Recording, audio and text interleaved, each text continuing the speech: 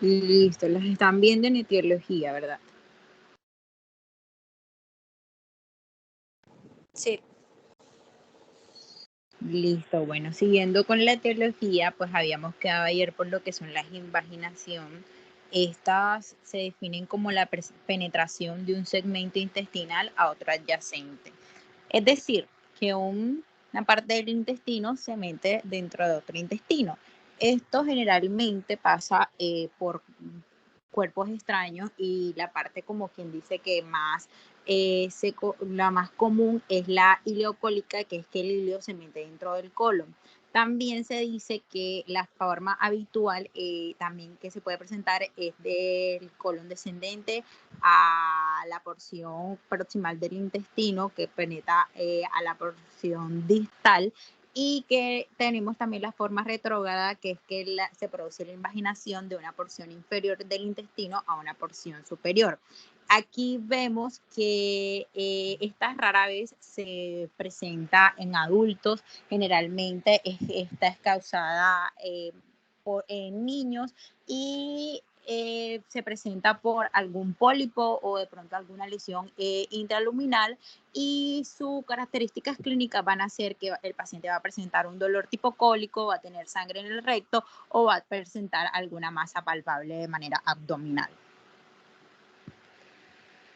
Seguimos con lo que son las hernias internas, que estas son aquellas cuyo orificio herniario se hallan en la cavidad abdominal y pues no hacen como tal o sea, no se reflejan hacia el exterior.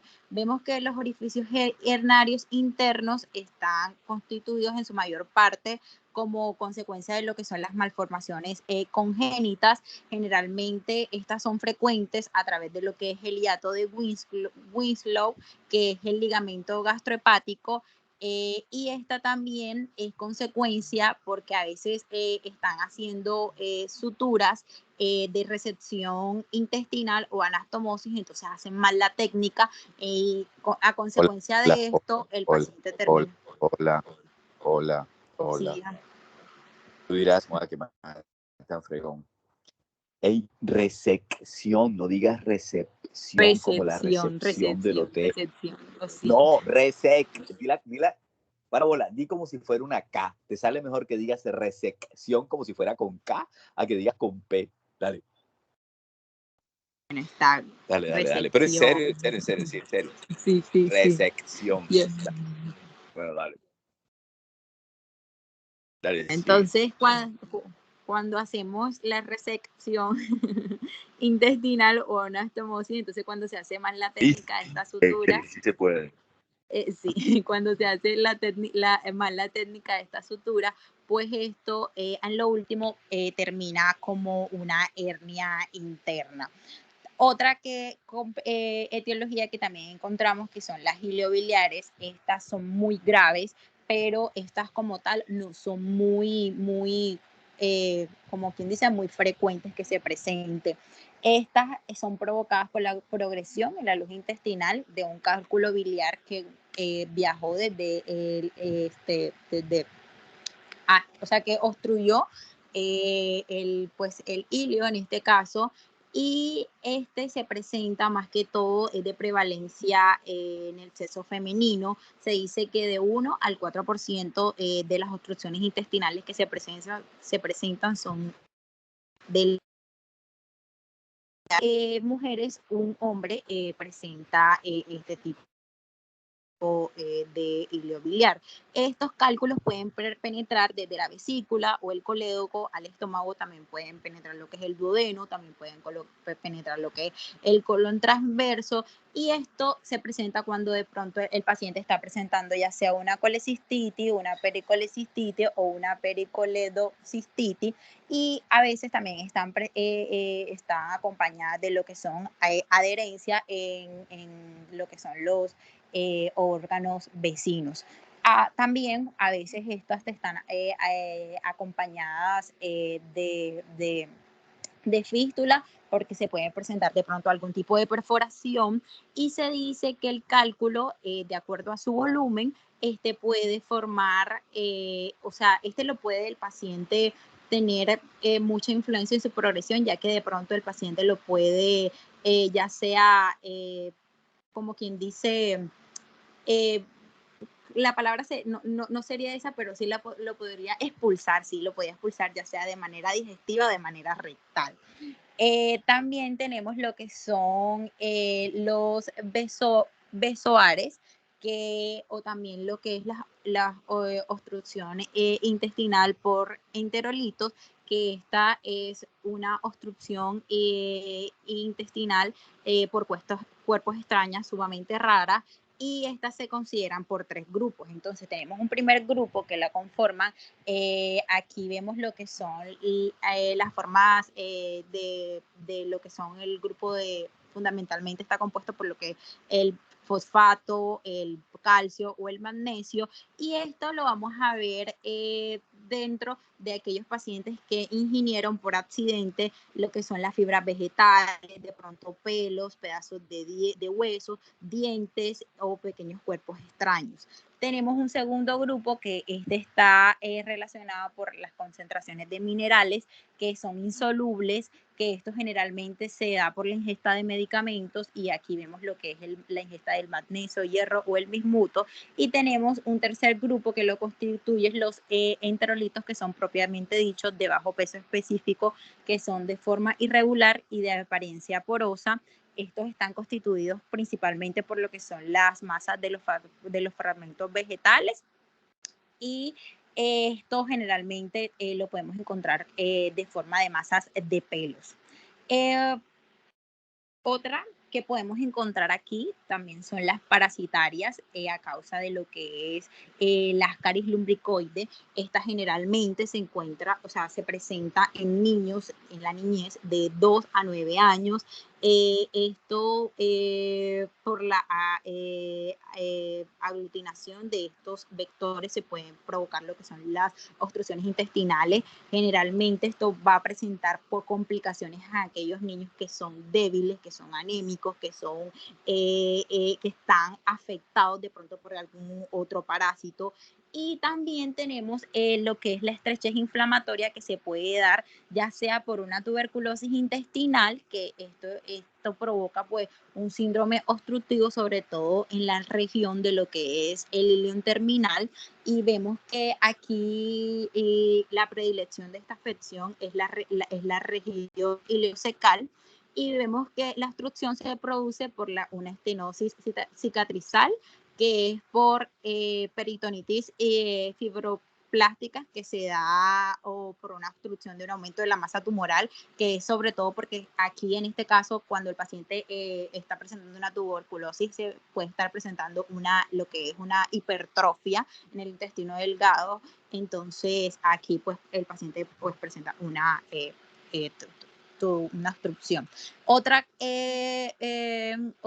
que también nos puede llevar a una obstrucción es la enfermedad de Crohn, que esta se conoce también como el nombre de ileitis regional, que es un proceso inespecífico de etiología desconocida, que también se considera que es una de las causas de una de una obstrucción intestinal. Se presenta generalmente en lo que son los jóvenes y se presenta en 3 etapas: una etapa aguda, una etapa subaguda y una etapa crónica. En la etapa aguda la podemos confundir con lo que es la patología del apendicitis por sus signos y eso, pero ahí ya cuando podemos considerar que el paciente de pronto está presentando una obstrucción intestinal es cuando el paciente se encuentra en una etapa ya sea subaguda o una etapa crónica, porque aquí el paciente comienza a tener un dolor abdominal, en un estadio diarreico, tenemos pérdida de peso, que podemos generar de pronto, el paciente puede tener palpación de tumor abdominal. Entonces esto nos puede también generar una confusión, o también de pronto nos puede llevar a que el paciente presente una obstrucción, porque ya en el estadio crónico aquí ya existe que se presente la tendencia a la formación de trayectos fistulosos, visceroviscerales, como son las fístulas externas visceroparietales en la pared abdominal, que generan así que el paciente pues presente una obstrucción. También tenemos lo que son las obstrucciones por medio de tumores, que tenemos los tumores benignos y los tumores malignos. En los tumores benignos encontramos primero los que son los adenomas, que son, este es el más común en la tuberculosis, que puede ser simples o múltiples, y aquí casi siempre son de situación intraluminal, y aquí podemos incluir lo que son los pólipos o los papilomas. También tenemos lo que son los lipomas, que estos pueden ser de carácter submucoso. Estos también tienen una superficie lisa o irregular, y que a menudo es lobulado. Y tenemos los leiomiomas también, que en general son únicos y también que tienen una de las capas del músculo líquido, y que también carecen de luz intestinal y que se encuentran hacia la serosa. Y también estos pueden producir sufrir transformación fibrinosa a necrosis con una formación de las cavidades, que esto hace que estos tumores, pues a pesar de que sean benignos, pueden generar abscesos o calcificaciones. También tenemos los que son los tumores malignos, que estos pues los más frecuentes que podemos encontrar son los linfosarcomas y los leiomyosarcomas, ¿sí? Y también los adenocarcinomas, y vemos que todos estos tumores malignos pueden dar lugar a lo que son los síndromes obstructivos por mecanismos de una estenosis anular. También pueden generar una invaginación, y también puede generar una forma infiltrativa, generando así una compresión extrínseca, por los que estos tumores pueden ser de carácter voluminoso. Ya hablando ahora sí de lo que son las causas de obstrucciones de lo que es el intestino grueso, una de ellas es el fecaloma. Se produce como consecuencia de la acumulación claramente de lo que es el material fecal, el mucus, el detritus dentro de lo que es el intestino grueso, que esto produce lo que son los síntomas de la obstrucción. Esta generalmente se localiza en lo que es en el asa sigmoidea, pudiendo impactarse también en lo que es en la polla rectal, y se presenta generalmente en aquellas personas que sufren ya sea de estreñimiento, o de pronto aquellos pacientes que son ancianos, o aquellos pacientes que tengan ya sea problemas neurológicos, o incluso aquellos pacientes que pues tengan problemas o que no pueden moverse con facilidad. Tenemos el vólvulo cecal, que se presenta en menos del 1% de los casos de obstrucción, que requiere compromiso en el ciego y en el colon ascendente. Son factores predisponentes que están asociados con la presentación de la patología de la distensión intestinal secundaria al ilio o a la obstrucción colónica distal, y que están acompañados generalmente de adherencias inflamatorias postoperatorias. La sintomatología de este bulbo, generalmente esto está acompañado de unas náuseas, de vómitos que tienen rápida evolución y que terminan pues en una distensión abdominal o demasiado pues fuerte. También podemos tener una forma obstructiva aguda que se presenta pues en casi todas las características inespecíficas de la obstrucción intestinal. Y por último también la forma rara es que también se aparece con síntomas intermitentes, como un dolor crónico y una distensión que se relaciona con los vólvulos cecales de la resolución espontánea. Por otra parte, tenemos lo que ya es el vólvulo sigmoide, que se define como una torsión que se produce por un segmento alrededor de lo que es el eje longitudinal del mesosigma, y se considera también como una causa predisponente a que el paciente presente pues un megacolon, o a que también se agregue una longitud exagerada de lo que es el mesosigma, y que su gran movilidad también se asocie a las anomalías de la rotación Cuando ya hablamos ahora sí de la fisiopatología, saber que después de una operación, en caso de que el intestino delgado, lo que pasa es que el intestino delgado trata de compensar las pérdidas quirúrgicas en ocasiones con una hipertrofia de sus vellosidades, y bueno, por ciertas funciones solamente cumple dentro del término de segmentos del intestino delgado, y hay otros que ya sí se pierden para siempre si el intestino se reseca. Entonces, por lo tanto, tenemos que tener muy en cuenta las funciones de las funciones que cumplen cada segmento, para así poder hacer bien una resección, para que por lo menos el paciente no quede con graves síntomas de incapacidad, porque por lo menos si nosotros vamos a hacernos una resección en el ilio terminal, hay que tener muy en cuenta en dónde vamos a hacer la resección, porque es necesario dejar por lo a unos 40 centímetros del ilio terminal, porque si no, el paciente va a vivir con una diarrea irritable completamente. Entonces, por eso es que se dice que el ilio terminal se denomina el estrato de agua del intestino. Entonces, al momento de nosotros poder hacer una resección, tenemos que tener muy en cuenta, pues, en qué lugar en qué lo estamos trabajando. Ahora sí, hablando de la fisiopatología del ocluido, tenemos que esta va a ser prácticamente la misma del paciente peritoneal, solamente que hay que agregarle el cuadro tumoral y una sintomatología que es tóxico-infecciosa por una absorción peritoneal. Y aquí esto claramente se va a presentar una acumulación de líquidos y una acumulación de gases que se van a encontrar en el lumen, y que van a crear lesiones vasculares, que estas van a estar determinadas por lo que son las éstasis sanguíneas, que estas a su vez están causadas por la falta del peristaltismo, que normalmente va a exprimir lo que son los vasos.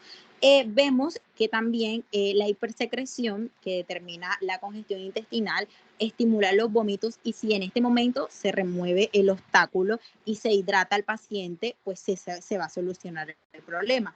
Pero si prosigue la oclusión, y claramente si procede lesiones microscópicas por falta de irrigación, se hacen lo que son las llamadas brechas, que son por donde son absorbidas las sustancias tóxicas, como las que son las proteasas, las pancreatasas, que son el cemento intracelular, y que también se encuentra en el espacio subepitelial. Entonces, por eso es muy importante tener muy en cuenta esto, y los vómitos también hay que tenerlos en cuenta, porque estos vómitos nos pueden llevar a una deshidratación del paciente o una hipocloremia, que es otro gran factor de la toxicidad, y que esto también nos va a llevar a lesiones vasculares que paralizan al intestino, como de pronto el paciente puede presentar una éstasis sanguínea o una hemoconcentración. Entonces esto también hay que tenerlo, el paciente hay que controlarle esto, aunque el vómito como tal no está presente en todos los pacientes, porque pues el vómito es, como más adelante les voy a hablar,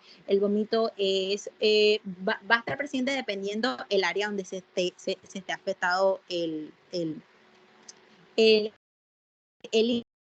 sí. Entonces, en la parte del intestino, si está en la parte alta, si en la parte baja, pero aún así pues hay que tenerlo muy presente. Entonces, en aquellos pacientes que se produce una distensión del tracto intestinal, que es específicamente clínica, también estos pacientes van a tener una distensión abdominal. Entonces, esto también hay que tenerlo muy, muy, muy en cuenta, y hay que hablar también de que la causa de la obstrucción y del colapso distal del intestino también afecta lo que es la falta de la eliminación de lo que es el flato y la materia por el recto. Entonces, eso también tenemos que tenerlo muy presente.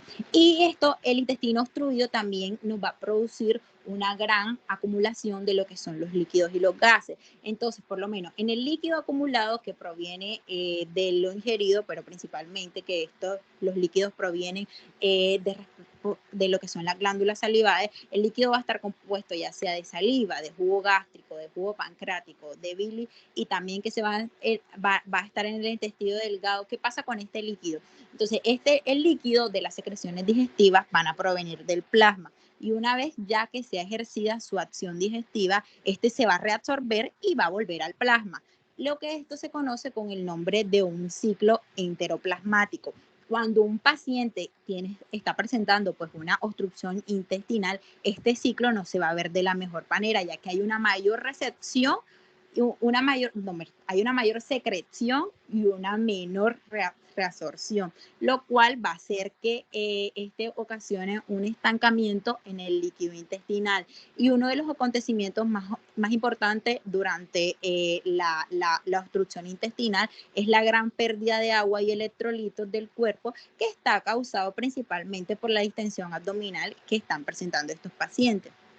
Por eso, en primer lugar, es muy importante, puede ocurrir primero un vómito reflejo, que esto es como consecuencia de la distensión abdominal, y que además del vómito reflejo, este se perpetúa, puesto que aquí hay una mayor distensión que también está aumentando a lo que es la secreción intestinal, y vemos que el resultado de esto, de la pérdida de estos líquidos y la pérdida de estos electrolitos, sí, dependerán también del ciclo y de la duración donde se esté pasando o donde esté ocurriendo la obstrucción intestinal. Por lo menos en el caso de que esté pasando una obstrucción en el lado proximal, es decir, que de pronto está pasando una obstrucción en el ángulo de Treace. Entonces, aquí se va a producir una gran pérdida de agua que va a estar acompañada con una pérdida de sodio, una pérdida de cloro, una pérdida del potasio, lo cual va a producir que el paciente genere una deshidratación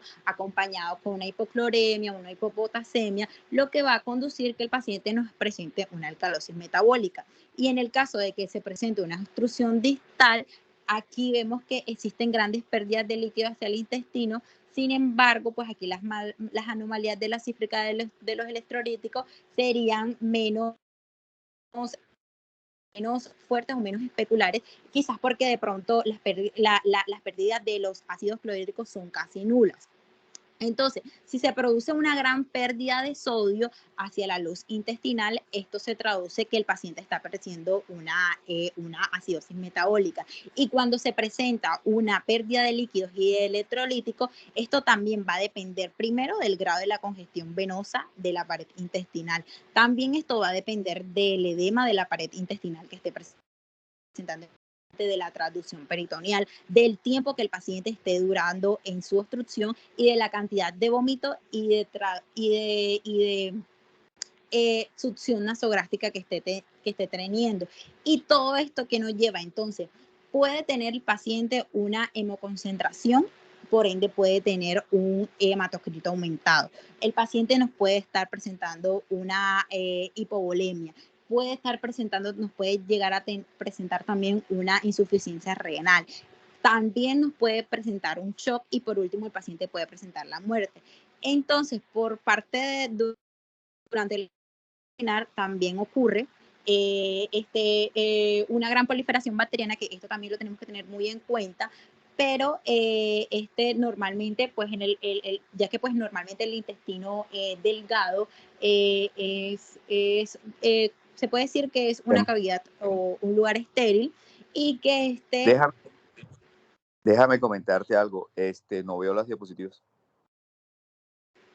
Sí, ahí están. Sí, yo sé, debe ser baja nota para ti que te digan no veo las diapositivas, diseñar y cómo para que este man las vea, pero es que dejé de verlas. Y lo peor es que no sé qué es. Tú sigue con la clase y yo voy a salir y voy a volver a entrar. ¿Oíste? Dale. ¿Me entendiste? Ok, cierto.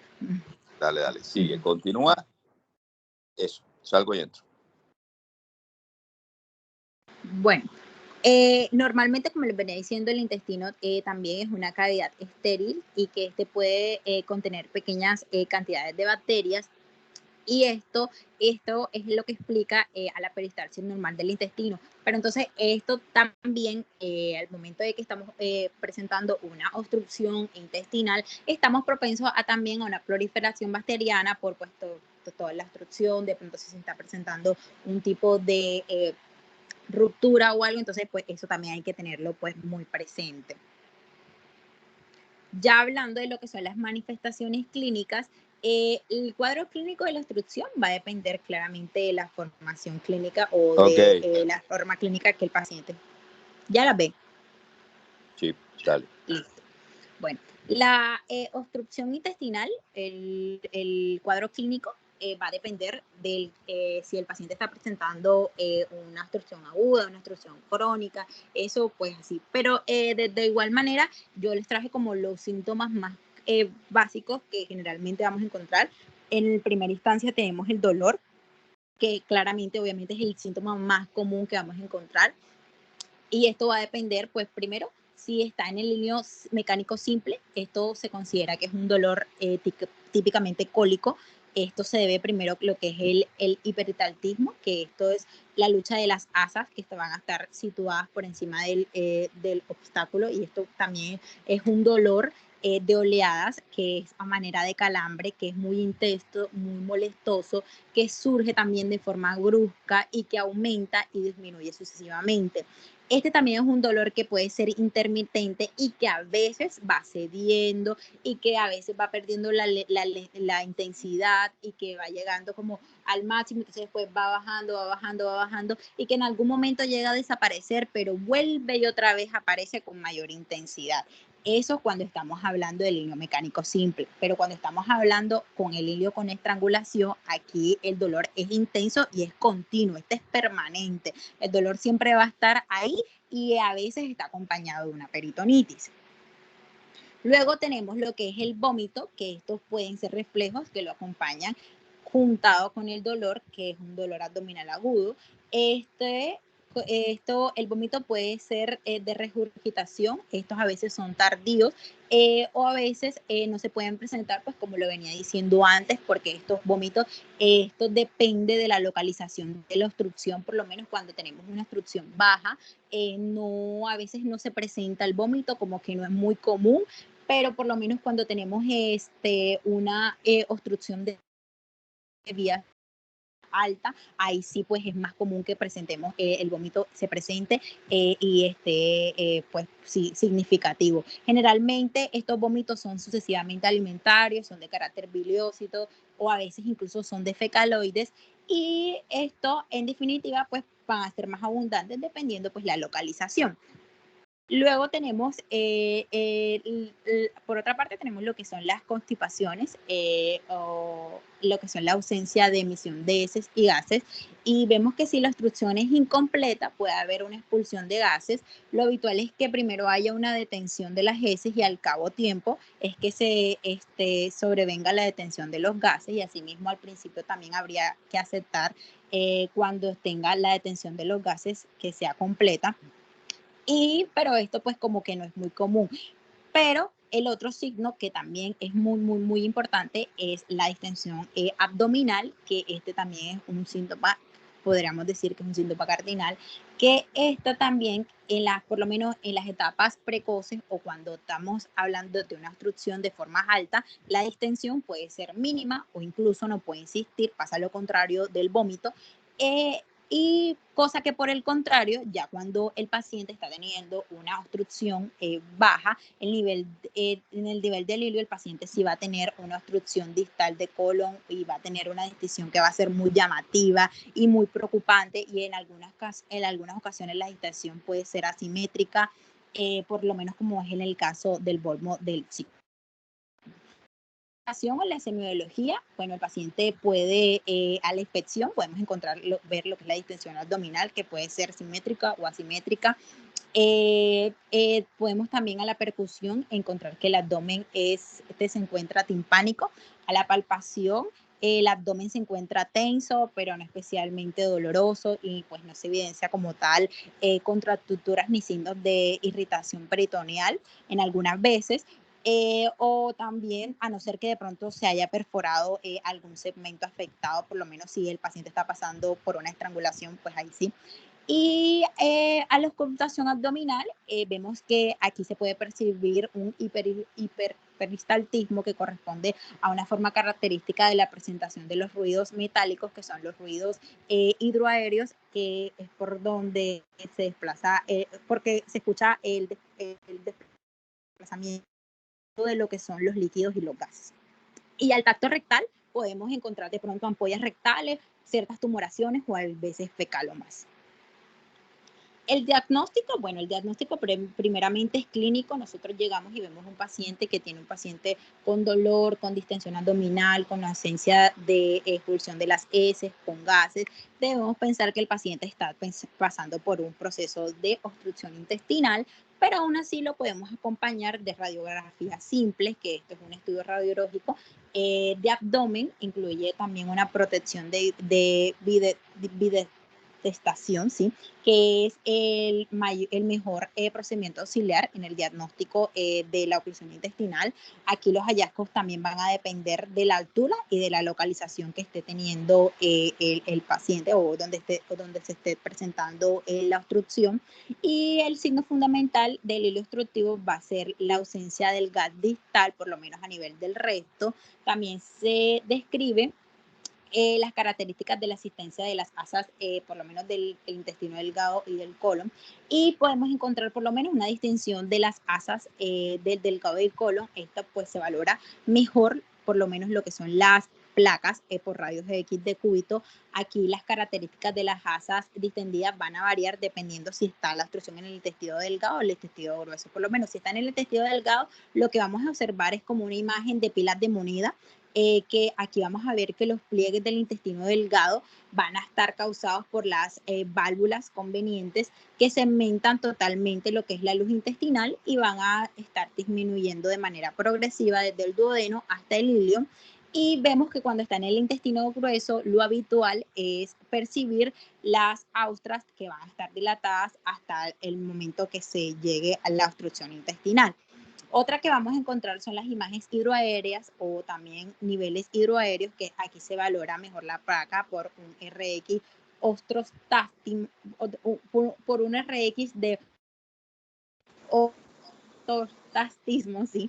Que se puede percibir la imagen de lo que son burbujas de gaseosa, que se corresponde a lo que es la cima del asa, que pues aquí está distendida por la cantidad de gases intestinales que pues el paciente está presentando. Y aquí también podemos ver imágenes patológicas intrasticiales, que puede ser de dos formas, por lo menos. Podemos encontrar un neumoperitoneo, un aire libre intraperitoneal, por lo menos en caso de que se presentó una perforación intestinal, o también podemos encontrar líquido peritoneal que se visualiza preferiblemente en la pelvis, también lo podemos ver en los flancos o entre las asas. También podemos realizarles radiografías con contraste, o también podemos realizarle endoscopia. Y otro que también podemos realizarle son las pruebas de laboratorio. Estas como tal no son como que para diagnosticar y decir como que, ay, ya con las pruebas del laboratorio nosotros vamos a decir que el paciente tiene obstrucción intestinal. No, esto más bien nos ayuda a determinar qué tanto afección, qué tanto nos está afectando, ¿sí?, al paciente la obstrucción que está teniendo. Aquí realizamos un hemograma pues para ver la serie roja y la serie blanca, para ver los niveles de hematocrito, como lo dije anteriormente. Esto generalmente puede estar elevado, pero a veces se pueden encontrar de manera normal, pero también hay momentos en los cuales se puede encontrar el paciente obstruido, por lo menos hematocritos elevados y que tienen anemia, y aquí se puede pensar que el paciente está presentando una obstrucción por algún tipo de neoplasia ulcerada.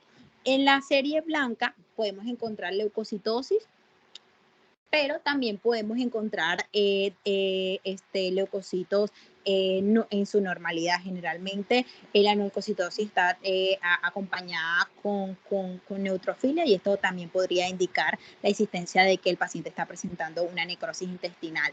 En la bioquímica central podemos encontrar en sus fases iniciales que pueden haber un deceso de lo que es el sodio, el cloro y el potasio, o incluso estos también pueden estar normales, y por lo menos en fases avanzadas, estos también pueden revelar la existencia de que el paciente esté teniendo una insuficiencia renal, prerrenal, porque está teniendo de pronto un aumento de la urea o la creatinina, o está teniendo una hiperfosfatemia. Por lo menos en la gasometría o en los ácido base, habitualmente podemos encontrar en estos pacientes acidosis metabólica, como lo dije al principio también, aunque esto no es frecuente, también la acidosis metabólica por excesiva pérdida de cloro e hidrógeno con los vómitos o también con las oclusiones altas, pero también hay otra que podemos encontrar, que es en aquellos pacientes que tienen problemas pulmonares o patologías pulmonares, una acidosis respiratoria gracias a lo que es la distensión abdominal. Y también la CPK suelen estar elevados, por lo menos aquellos pacientes que están teniendo algún tipo de compromiso isquémico de la pared intestinal. Y en el tratamiento, primero les voy a hablar sobre el tratamiento quirúrgico. Vemos que el tratamiento quirúrgico es definitivo en aquellos pacientes que, o sea, el tratamiento quirúrgico va definitivo a la causa o que lo originó o que lo que está causando pues el tránsito o lo que está causando la obstrucción intestinal. Por lo menos si el paciente está pasando por una hernia estrangulada, se debe realizar una hernioplastia con una resección de lo que es el órgano comprometido, después de realizar lo que es la maniobra de resucitación, que se trata de la asa intestinal, se hace la resección y luego la anastomosis, y se puede hacer uno o los dos planos, pero ya eso es dependiendo del criterio del cirujano. Ya cuando estamos hablando de bridas y adherencias, la intervención quirúrgica va dirigida a lo que son las liberaciones totales de las mismas mediante lo que es la disección de roma y cortante, y tratando en lo posible de no lesionar la serosis intestinal. También es importante recordar que existen casos en los cuales los procesos oclusivos por bridas y adherencias se producen de forma iterativa, y pues en estos casos se debe realizar una técnica que se llama la técnica de Noble, que consiste en la aplicatura de las asas intestinales en el sector del 15 al 25 centímetros de longitud, y a la comunidad y a la, pues podríamos decir, a la acomodación transversalmente en la parte superior del yeyuno, verticalmente a lo que son las asas ileales. También podemos considerar lo que es la enterostomía, que son operaciones destinadas a derivar en el contenido estérico hacia el exterior. Y también podemos considerar las colostomías, que son intervenciones que ponen la comunicación del colon en el exterior, y tiene la finalidad o sea, de derivar de las materias fecales de un orificio que se crea de manera artificial. Ya hablando ahora sí de lo que son el tratamiento no quirúrgico, pues sí, primero hay que determinar si le podemos colocar un estén al paciente. Esto está indicado solamente en aquellos pacientes que no sean candidatos a cirugías, que sean de edad avanzada y que tengan comorbilidades o que rechacen la colostomía. Pero esto tiene problema, y es que esto tiene una reobstrucción de un 25% y que tiene una perforación del 10%, y que la migración de la prótesis puede ser de un 40%. Ahora la pregunta que uno se hace es que si hay que colocarse o no o hay que mantener una sonda nasogástrica. Entonces, esto solamente se debe hacer de una medida en la que se evalúe la posibilidad de la cirugía o si se le va a colocar un stent, y mediante se estén controlando los vómitos. Y si la sonda nasogástrica no puede quitarse por los vómitos o porque la obstrucción es alta, se puede pensar en un tratamiento médico. Entonces, si el paciente está teniendo un dolor y el dolor es fuerte, es un dolor tipo cólico en un 76% por lo menos, y un dolor continuo, podemos considerar una morfina o un fentanilo. Este es eficaz en el dolor y es para aquellos dolores que son un dolor intenso, un dolor tipo cólico, y estas son en dosis progresivas hasta que esto se controle el dolor. Pero ahora, si el dolor es tipo cólico, que no se controla, aquí podemos considerar el bitrobumuro de diosina, que es la buscapina, que la encontramos en 60 a 200 miligramos cada 24 horas, o el hidrobumuro de diosina, que es la escopolamina, que la encontramos de 0,5 a 6 miligramos cada 24 horas, además de que esto también nos ayuda a disminuir la frecuencia y el volumen de los vómitos, y hay que suspender los procinéticos si se le están administrando. Si el paciente está presentando náuseas y vómitos, hay que iniciar o considerar el haloperidol. Este se encuentra en un 5 a 15 miligramos cada 24 horas.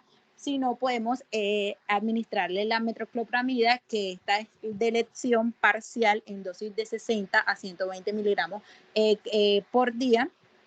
Y esto no se debe usar si de pronto esta aumenta el dolor del cólico. También podemos considerar el ondansetron o el ganisetron si no pues no sirvieron, no nos sirvió la metoclopramida o no sirvió el haloperidol. Esto se encuentra en dosis de 8 a 16 miligramos por día, y por lo menos sí, ahora se pregunta si de pronto podemos considerar también el levoproxecina también en 25 miligramos a 100 miligramos cada 24 horas. También podemos considerar los corticoides, que estos también nos ayudan a disminuir el edema peritumoral, ¿sí? Que pueden mejorar la motilidad también intestinal, y podemos considerar también la desametasona a dosis iniciales cada 24 miligramos cada 20, por día, sí. Yo tenía una pregunta, Doc, y eso sí, yo no lo coloqué y yo estuve leyendo, y eso era acerca de la administración de la nutrición parenteral, pues que habían estudios que ellos decían que se podrían utilizar, pero que eran como eso era, o sea, primero decían que eso era como dependiendo de la obstrucción que tenía el paciente, y segundo, que eso daba. Entonces, usted en su experiencia con un paciente que tiene una obstrucción, pues si tiene varios días, ¿cómo le administra la nutrición a ese paciente? ¿Solamente por hidratación, o si se le va a administrar nutrición parenteral o algo, o cómo, o no las recomiendo?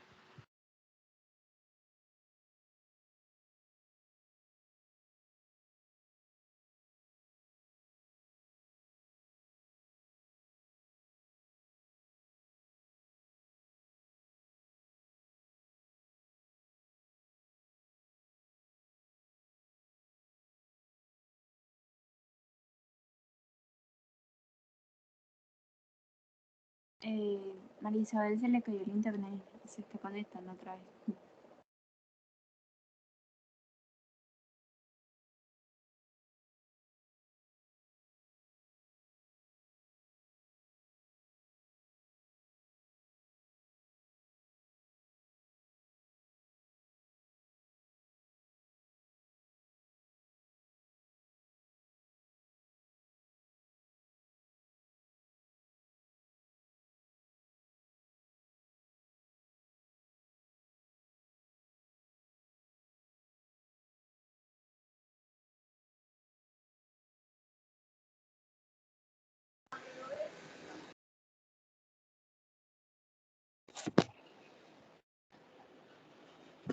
Hola de nuevo, qué pena.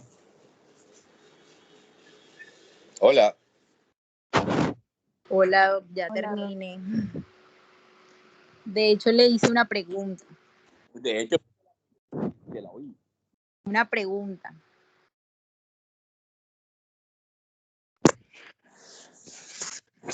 Hola.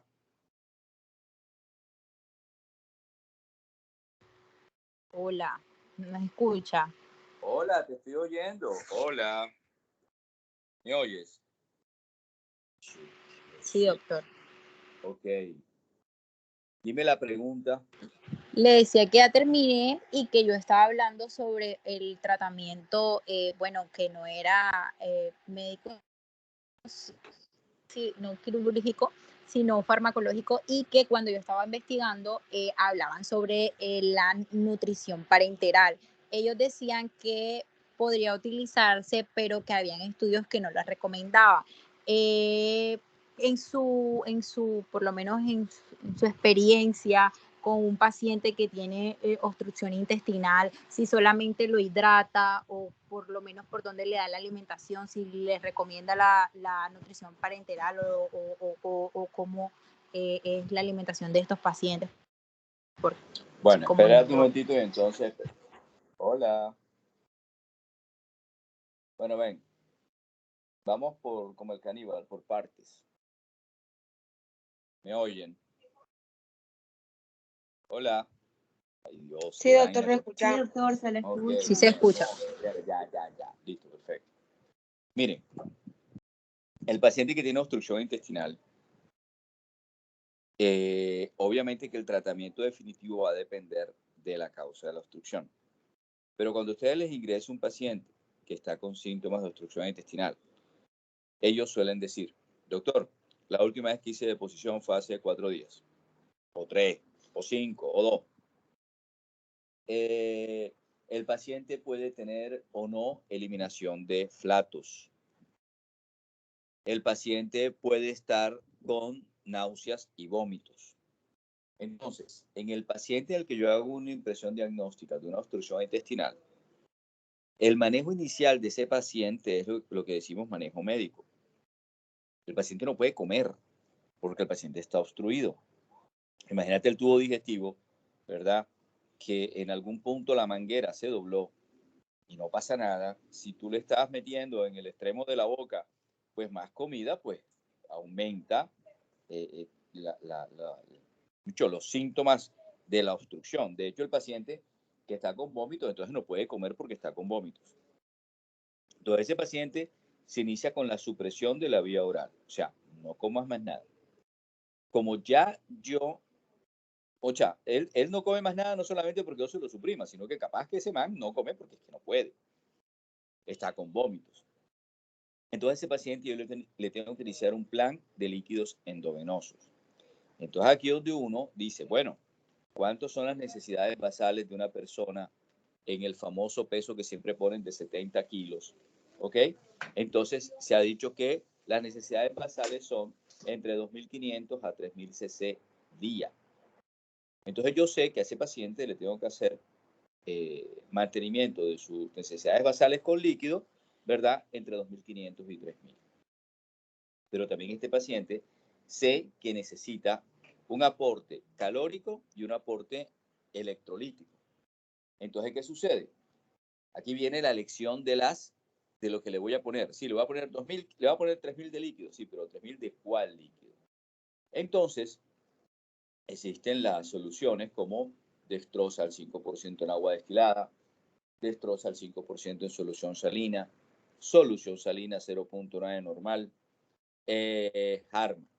Esos son por lo general las soluciones que uno tiene para mantener el estado hidroelectrolítico de un paciente.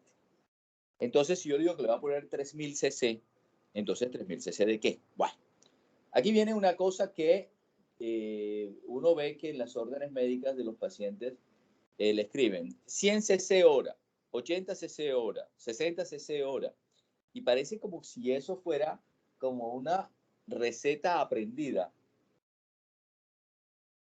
o más que aprendida, copiada, y que realmente no se sabe por qué. O sea, el que lo está escribiendo no sabe por qué. El organismo, esto se supone que ya lo vimos en líquidos electrolitos. El organismo necesita más o menos 75 gramos de glucosa en 24 horas para no hacer uso de sus reservas, para que no entre en catabolismo. Entonces uno dice, bueno, ¿y cómo hago para meterle 75 gramos de glucosa? Bueno, cada bolsa de Dextrosa al 5% en agua destilada trae 25 gramos de glucosa. Cada bolsa esa que ustedes ven de 500 centímetros cúbicos al 5%, imagínense lo que tienen una montañita de azúcar que dice 25 gramos. Si yo le tengo que poner 75 gramos más o menos, yo tendría que ponerle 3 bolsas de esas. O sea, tengo que ponerle 1.500 de Dextrosa. Entonces uno dice, Dextrosa al 5% en agua destilada, 1.500. Pero eso nada más es agua y azúcar. Entonces, ¿y dónde están los electrolitos? Entonces se los puedo aportar a través de la solución salina o a través del Harma. Entonces, claro, la elección no es, digamos, hoy amanecí con ganas de solución salina y mañana amanecí con ganas de Harma. Hay que conocerlas como son, ¿verdad? Entonces, la solución salina tiene 154 miliequivalentes de sodio y 154 miliequivalentes de cloruro, de cloro. Pero se llama cloruro de sodio. El Harman tiene una composición diferente. El Harman tiene sodio, potasio cloro y tiene lactato que se convierte en el hígado en bicarbonato. Y las concentraciones de sodio, potasio, lactato y de cloro son similares a las del plasma. Por ejemplo, la composición en cuanto a sodio es muy similar. En potasio son 4 miliequivalentes por litro y son casi exactas. El cloro, el Harman tiene 109 miliequivalentes por litro y tiene el lactato, tiene 27 miliequivalentes y el plasma tiene 28 de bicarbonato. Entonces, el Harman y el plasma se parecen mucho. Entonces, digamos, de todas maneras, lo que le administre solución salina o Harman se consideran que técnicamente serían la misma cosa. Entonces, uno puede ponerle al paciente 1500 de destroza y 1500 de Harman o 1500 de solución salina. Entonces ahí tiene 3000 cc para cubrir unas necesidades basales. Lógico que eso no es lo que uno necesita para poder estar nutrido, ni más faltaba. Eso le faltan proteínas, le faltan lípidos, le faltan vitaminas, le faltan oligoelementos. ¿Me siguen escuchando? ¿Alguien que diga que sí? Sí, doctor. Sí, doctor, claro. Bueno, entonces, a este paciente nada bioral y después le inicio un plan de administración hidroelectrolítica que supla sus necesidades basales. A continuación, yo voy a tratar de... bueno, hay un tema que es el manejo de la sonda nasogástrica. En términos generales, un paciente que tiene una obstrucción intestinal debería tener una sonda nasogástrica. ¿Y por qué es debería y no tiene que tener? Bueno, porque es que hay obstrucciones intestinales bajas por algo a nivel del colon sigmoide que no se beneficiarían inicialmente de una sonda nasogástrica. Y el tema de la sonda nasogástrica es que la sonda nasogástrica es molesta. No solamente cuando la ponen, sino que hace de cúbito sobre la mucosa oral, nasal, ¿verdad? Y el paciente ahí en faringe tiene una sensación de quemazón, en fin, es incómodo. Pero la sonda nasogástrica hace parte del manejo médico de los pacientes que tienen obstrucción intestinal. Entonces, cuando uno tiene un paciente con una obstrucción intestinal de urgencia, clásicamente lo ve acostadito, con restricción de la ingesta, con su bolsa de suero ahí donde se le está administrando el plan que yo le ideé para 24 horas. Ojo, no tiene que ser para 24, lo puedo hacer para 12, lo puedo hacer para 1 hora y ver si de pronto el paciente necesita reposición hídrica por metas, porque estos pacientes, como les digo siempre, la medicina es un arte, o sea, hay una amplia variabilidad de presentación.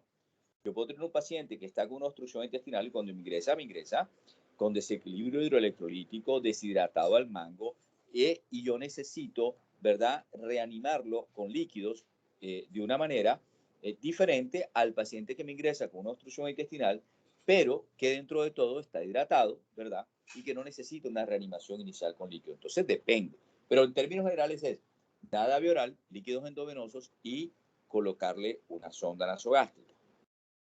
Estos pacientes se empieza a hacer el ejercicio diagnóstico a ver por qué es que están obstruidos. Si es que es un paciente que tiene antecedentes de una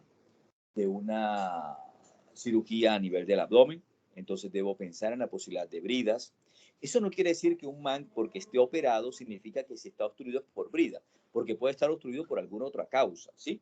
Pero como yo sé que la principal causa de obstrucción intestinal son bridas y el paciente está operado, entonces yo digo, bueno, es probable que esto sea por bridas, ¿ok? Que sea por bridas, que sea porque tenga volvulado un segmento del intestino, que sea porque tiene un tumor, que sea porque tiene una pelota de Ascaris ahí en el intestino delgado, ¿verdad? Que sea porque tiene las cosas que la compañera estaba hablando ahorita, como etiologías de la obstrucción intestinal. ¿Qué examen debo pedir yo inicialmente? Una serie de abdomen agudo. La serie de abdomen agudo consta de una placa de tórax que se le toma al paciente de pie, siempre que el paciente pueda estar de pie o se pueda colocar de pie, si no, ni modo. Pero bueno, el tórax debe ser de pie y suele constar de 2 proyecciones de abdomen, una acostada y otra de pie, en la cual pues yo voy a tratar de ver en la de abdomen acostado y de pie la presencia de los famosos niveles hidroaéreos, y en la acostada yo puedo ver con un poquito de, a mi juicio, mejor precisión, qué es la porción del intestino que está dilatada, si es el intestino grueso, si es el intestino delgado, si es todo junto, ¿ok? Entonces, el tratamiento inicial es médico y luego se hace el ejercicio diagnóstico. Si el paciente, dependiendo de la etiología, vamos a suponer un hilio por una obstrucción intestinal por bridas, el paciente que no resuelve esa obstrucción intestinal con el tratamiento médico puede ser operado, ¿ok? Entonces, se puede hacer un abordaje abierto con una laparotomía, se puede hacer un abordaje laparoscópico. Sin embargo, pues en el abordaje laparoscópico, la inserción del primer troque es un tanto riesgosa porque estoy con un intestino dilatado pegado a la pared, ¿verdad? Y que podría traer como consecuencia que se perforara el intestino. De todas maneras, esto es una hernia relativa. Digamos que, que uno podría abordar un paciente con obstrucción intestinal por vía laparoscópica. Ok, pero bueno, independiente de la vía, el hecho es que los pacientes que no mejoran son pacientes que son quirúrgicos. ¿Cuál es el paciente que no mejora? Bueno, yo le hice el tratamiento médico a un paciente ahora, un paciente que no está deshidratado, un paciente que está razonablemente bien, le tomo una radiografía, veo que hay dilatación, por ejemplo, de intestino delgado, y este paciente le voy a hacer entonces controles clínicos y radiológicos. Voy a ver si en algún momento elimina gases o si hace deposiciones, ¿verdad? Si disminuye la distensión, si no está vomitando, las características de lo que sale por la sonda nasogástrica, ¿verdad? Y en cuanto al seguimiento radiológico, pues le hice una radiografía hoy, probablemente le hago una mañana y veo si hay lo que se llama fijeza de imágenes, o sea, si la placa de abdomen está exactamente igual a la de ayer con el tratamiento médico. Entonces, la no respuesta al tratamiento médico o el deterioro del paciente conlleva la necesidad de operar. Porque es que al principio yo ese paciente que, por ejemplo, está con una obstrucción por bridas, yo no sé si eso va a resolver o no. A ver, me refiero, si el intestino está doblado alrededor de una brida, es muy poco probable que eso mejore con el tratamiento médico. Ok, eso habrá que entrar, seccionar la brida, liberar el intestino y hacer el tratamiento de la obstrucción de manera quirúrgica. ¿Por qué el paciente que tiene una obstrucción intestinal, uno le hace un manejo médico de entrada? Bueno, porque si nosotros decimos que las cirugías son las responsables de las bridas quirúrgicas, pues este paciente, una vez que se opera, está entonces en la posibilidad de, entonces, con la cirugía anterior y con esta más, de hacer bridas. Entonces uno, pues, lo ideal sería que estos pacientes remitieran con el tratamiento médico y no tener que operarlo. Pero, vuelvo y repito, si no hay respuesta al tratamiento médico, el paciente entonces es quirúrgico. Pero si yo tengo un paciente que tiene una obstrucción y es por cáncer, pues la verdad es que esta situación no se espera que eche para atrás. Entonces me toca operarlo y me toca hacer la resección del segmento de intestino que está con el tumor. En enfermedades neoplásicas, que un paciente tenga que operarse obstruido es una situación bastante mala para el paciente, porque es una cirugía que se hace motivada por la urgencia, por la obstrucción, y entonces los criterios oncológicos para la resección de ese segmento de intestino delgado o grueso esté comprometido por el tumor, se va a ver comprometido el criterio oncológico. Quizá el cirujano no va a hacer una resección llevándose buena parte del meso, buscando llevarse un número de ganglios suficientes, por ejemplo, para en el estudio anatomopatológico hacer una adecuada estadificación. Ese paciente, pues, operado de urgencia ante una obstrucción intestinal, ese intestino ha sufrido, ¿verdad? Y las anastomosis entonces pueden no ser exitosas. En todo caso, un paciente que tiene cáncer, lo ideal sería operarse, si es que el tratamiento es quirúrgico, pues de una manera programada. Pero el paciente que está obstruido lo tengo que operar porque está obstruido y no va a echar para atrás. Así que me toca operarlo y quitarle pues, el segmento de intestino que está obstruido. En las obstrucciones por vólvulos, por ejemplo, uno puede utilizar o se puede utilizar la colonoscopia para intentar devolvular el sigmoide y evitar el procedimiento quirúrgico. Lo que pasa es que los pacientes que se devolvulan colonoscópicamente, la posibilidad de que recidiven es muy grande. Entonces, pero una cosa es que yo, entonces, devolverle a un paciente, solucione la urgencia, vea que entonces tiene un dolicocolon, tiene un sigmoide redundante, que ya se volvuló una vez y se pueda volvular de nuevo, yo a este paciente lo puedo preparar para cirugía y hacerle una cirugía electiva, ¿verdad? Con preparación de colon, con su anastomosis primaria y teniendo todas las cajitas en su puesto. ¿Qué? Bueno, eso es lo que te puedo decir sobre el tratamiento. Oli. Se durmieron. Se me fue el internet. No, sí se le escuchó todo. Ok. Bueno, ¿te respondí la pregunta o no te respondí la pregunta? Sí, sí, doctor, gracias. No tienes que decir que sí si no te la respondí. Dices no, yo con mucho gusto, entonces lo planteo de nuevo, ¿ok? No, sí, gracias, gracias. Ok. Espérate un momentito, que aquí hay una situación. Dame un segundito.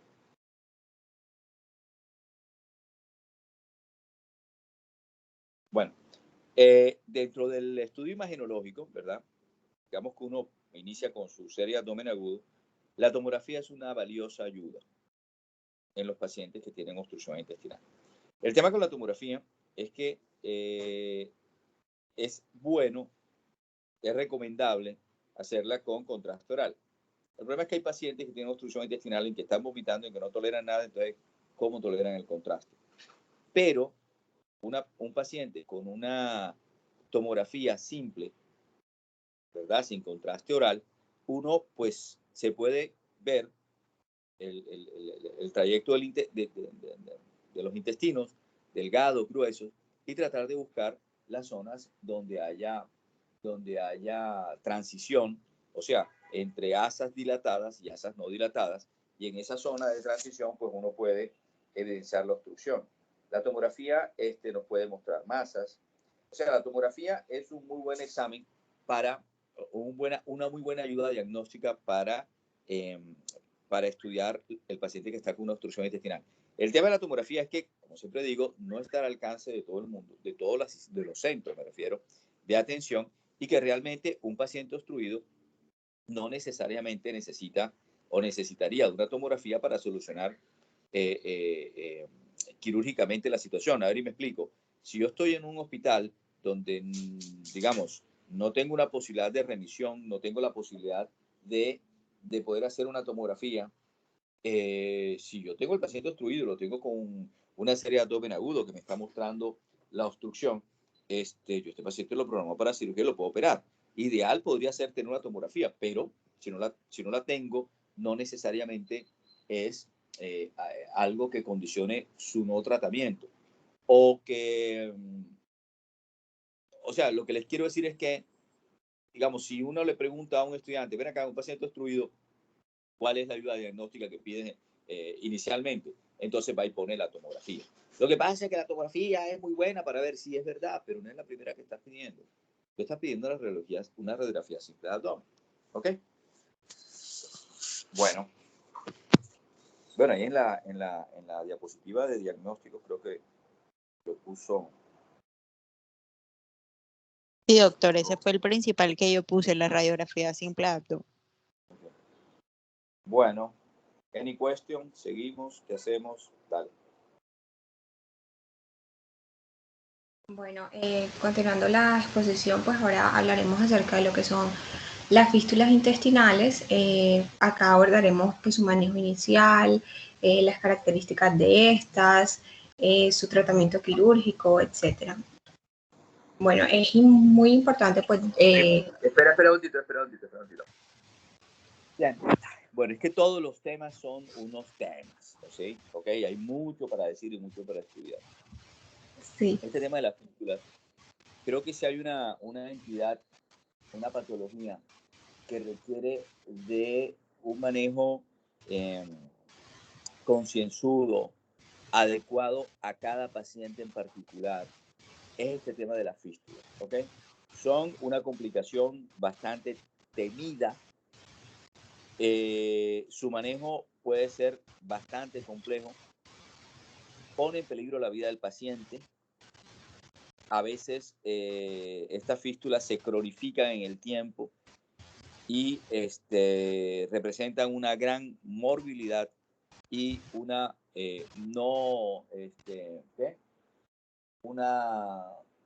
una mortalidad apreciable.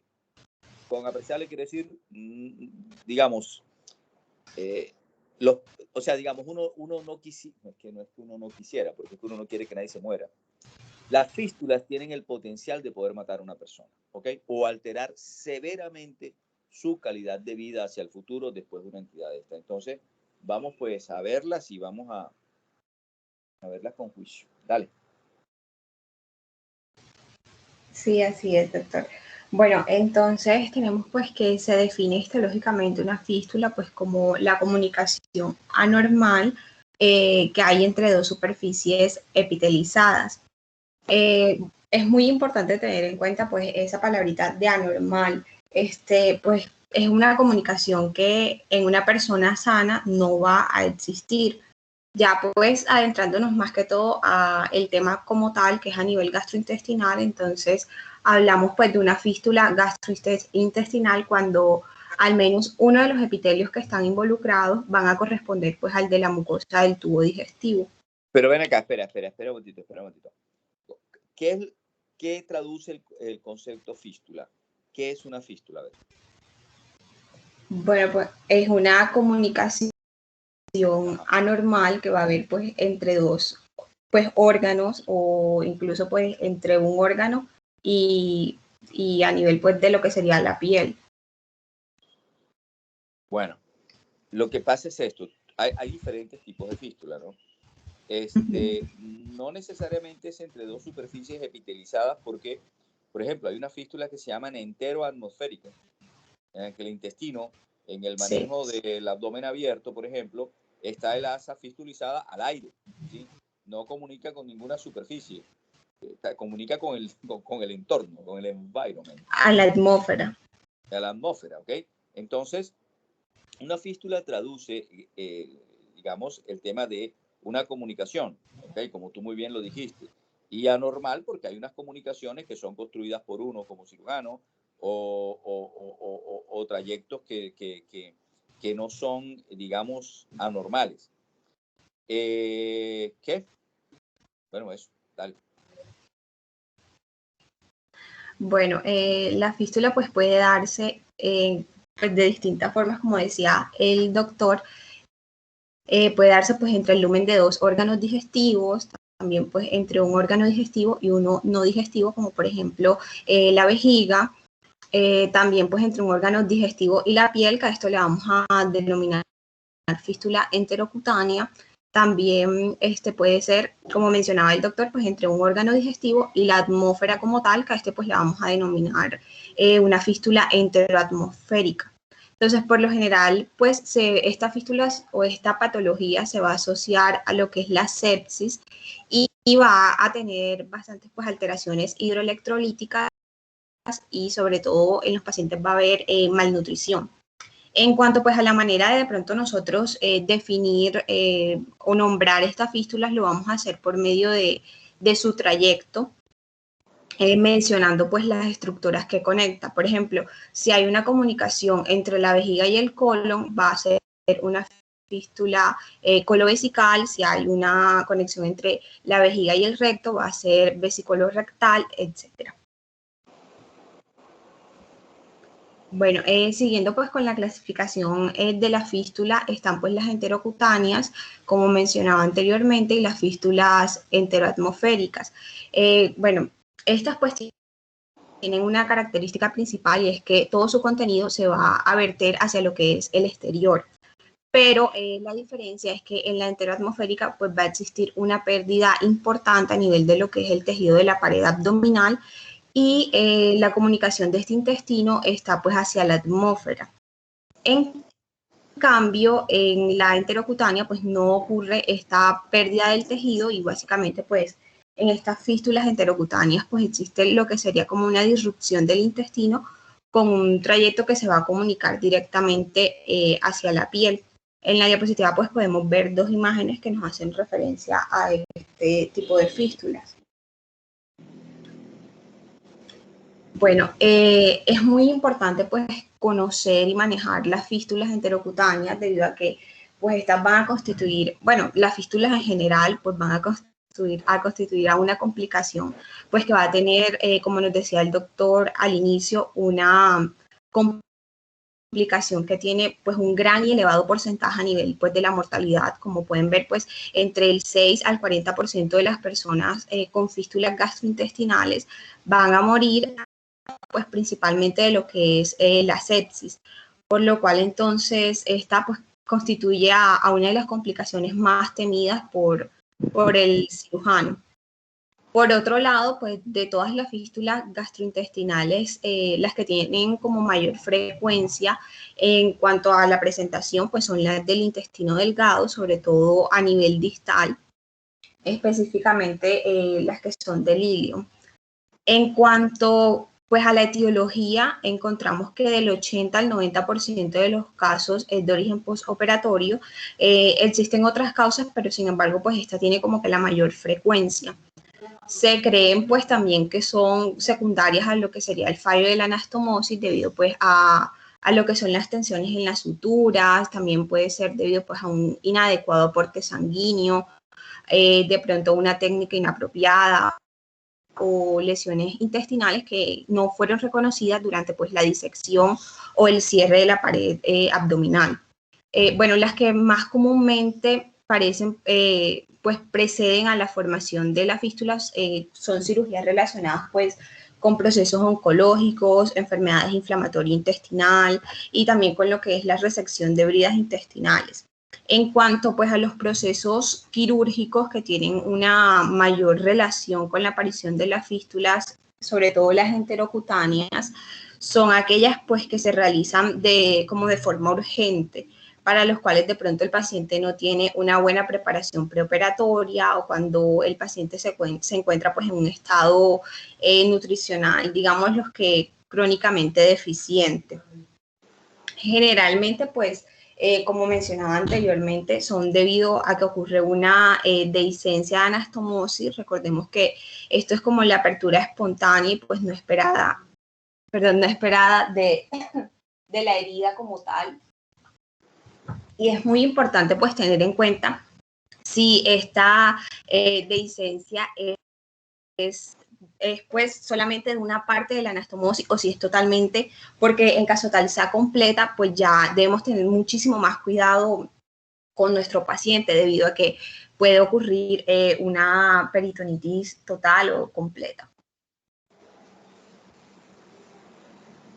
Bueno, es muy importante pues tener en cuenta que cuál es el promedio de contenido gastrointestinal, biliar y pancreático pues que va a llegar a lo que es el intestino grueso o a las últimas porciones del ilio en 24 horas, que este es de aproximadamente entre 7 a 8 litros.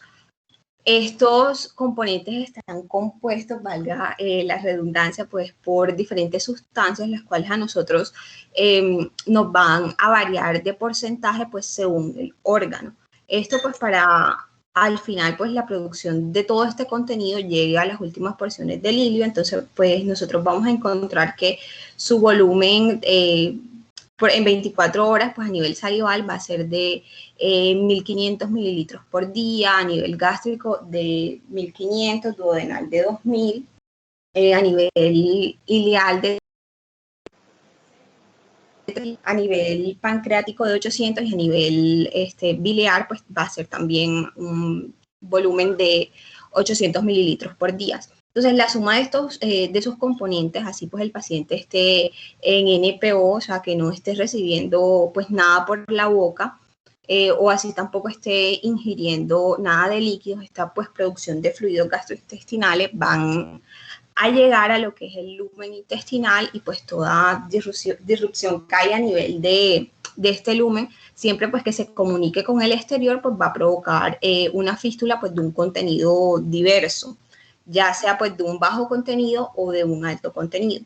Entonces, estos fluidos pues gastrointestinales van a poseer algunos componentes y en cuanto pues a la producción de electrolitos como tal y pues de ellos, bueno, como el más importante sería pues el potasio, pues para todo el contenido luminal de lo que serían las vísceras huecas, mientras que a nivel pues de las secreciones pancreáticas, el más importante sería pues el bicarbonato. Bueno, también es muy importante tener en cuenta que según la localización de la fístula, pues va a tener una mayor mortalidad en nuestro paciente. Por ejemplo, si sería a nivel ileal, tiene una característica que es que por aquí hay una gran pérdida de electrolitos. Sin embargo, no es de las fístulas como más delicadas. De hecho, la más delicada y que se dice que es de muy difícil manejo son las fístulas duodenales, debido a que es pues el lugar donde concluye una gran cantidad de secreciones gastrointestinales. Entonces, pues esto va a causar en nuestro paciente una gran cantidad de lesiones circundantes y pues también lesiones a nivel de la piel, que pueden causar, además de esto, pues un trastorno hidroelectrolítico, que van a estar asociadas directamente pues a todo esto. En general, pues todas las fístulas, de acuerdo pues al débito, pueden llegar a provocar una deshidratación. Por ejemplo, si de pronto el paciente está perdiendo sodio, nos puede dar una hiponatremia, si pierde cloro, una hipocloremia, pudiendo llegar incluso a un shock hipovolémico. Por eso pues es la importancia de nosotros mantener a estos pacientes hidratados, sobre todo a los pacientes con fístulas gastrointestinales. En caso de lo que son las fístulas distales, se va a dar más que todo lo que son las hipocalemias de tipo severas. Recordemos que estos pacientes que se encuentran en esta condición pues pueden llegar incluso a desarrollar trastornos pues de lo que sería el ritmo cardíaco. Ya pues teniendo claro todo esto, entonces debemos clasificar estas fístulas pues para nosotros saber cómo abordarlas y por supuesto también cómo tratarlas. Para ello pues debemos conocer 3 cualidades importantes, que sería pues la primera, cuál es el contenido intestinal en 24 horas.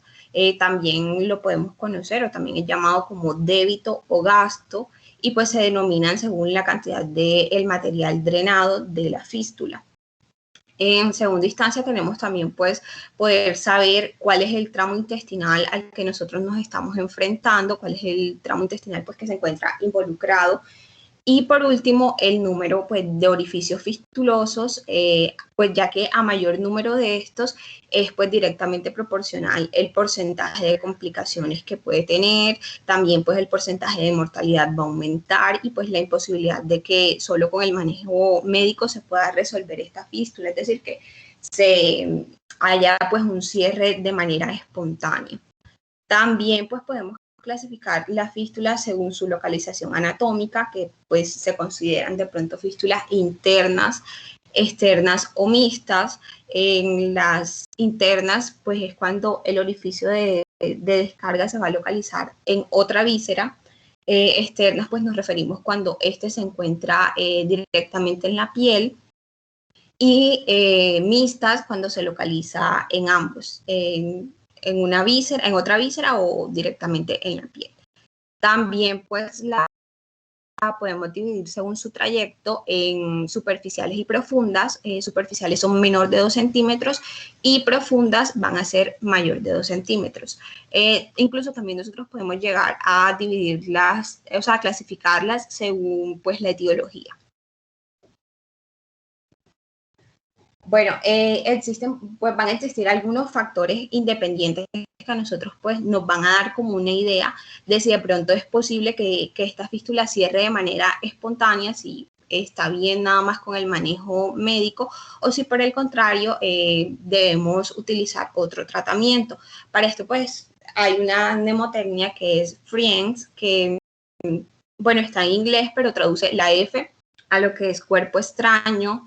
La R va a ser radiación al sitio, la I es inflamación continua o activa, pero también puede tipificar a infección. La E pues va a ser epitalizado, que es pues cuando el tracto fistuloso ya está epitalizado y pues le agregan un independiente, es decir, que el tracto es menor de 2 centímetros de largo. La N va a ser neoplasia, la D va a ser distal, y esto pues significa que pues cuando hay una obstrucción intestinal distal a la fístula. También encontramos la S, que va a ser esteroides, es decir, si nuestro paciente pues está utilizando esteroides o si tiene algún tratamiento pues con este tipo de medicamentos. Entonces, estos factores son, bueno, los que ya cuando nosotros los conocemos, pues en un paciente, si tiene de alguna forma, por ejemplo, una fístula secundaria a una neoplasia, se puede decir que entonces esta fístula no va a cerrar de forma espontánea hasta que de pronto nosotros, o sea, mientras que la neoplasia persista. Lo mismo pasa, por ejemplo, con un cuerpo extraño. Esta fístula, mientras ese objeto se encuentra allí, esta fístula pues no va a lograr cerrar por completo. Entonces tenemos que hacer un tratamiento en base a ello. Bueno, volviendo como tal, pues ya a la clasificación, entonces encontramos que en cuanto al tramo intestinal, se pueden clasificar en proximales y distales. Cuando hablamos de una fístula proximal, nos referimos a una fístula que se encuentra a nivel gástrico, duodenal, yeyunal o a nivel del ilion proximal. Y cuando hablamos de una fístula que se encuentra a nivel distal, entonces pues hacemos referencia cuando se encuentra a nivel pues, del ilion distal o a nivel del colon. Recordemos pues que en las fístulas enterocutáneas y en el caso pues de la imagen que encontramos en la diapositiva, pues vemos que se ulceró la mucosa que estaba expuesta en la pared abdominal.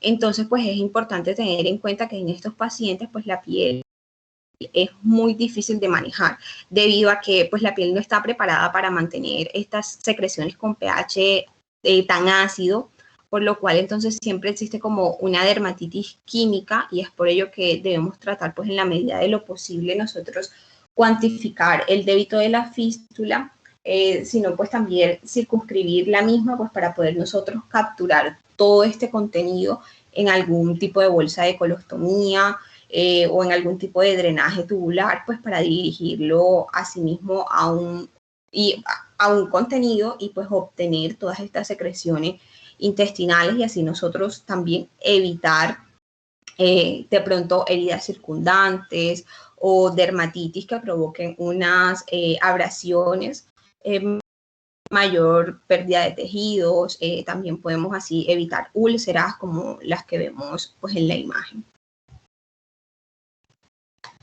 Bueno, otra clasificación es el débito, también pues lo podemos conocer como gasto según su producción en 24 horas. Esto lo vamos a clasificar en débito bajo, débito moderado y alto débito.